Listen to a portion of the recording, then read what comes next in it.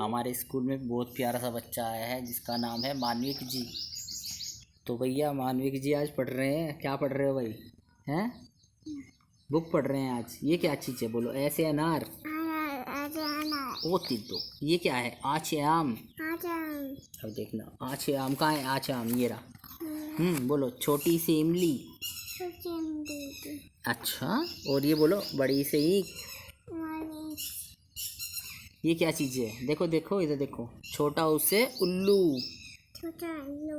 छोटा उल्लू? अबे छोटा उल्लू नहीं, छोटा उसे उल्लू। हाँ ठीक है। अच्छा छोटा उल्लू है। और ये क्या है? बड़ा उसे ऊन। बड़ा ऊन। अच्छा जी, बड़ा उसे ऊन। ठीक है ठीक है।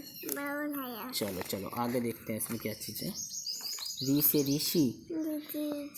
Chichi Chichi. Very good. Chichi Chichi. Bye बोलो। बाय कर दो। बाय।